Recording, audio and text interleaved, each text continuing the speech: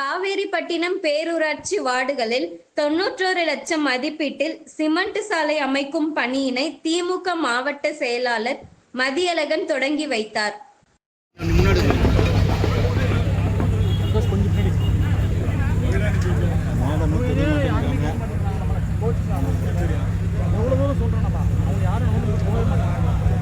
கொஞ்சம் பின்னாடி இல்லை, கொஞ்சம் எல்லாமே பின்னாடி கொஞ்சம் அட்ஜஸ்ட் பண்ணுங்க. பாருங்க யாருமே ரிப்போர்ட் யாரும் எல்லாருமே சொல்லுங்க.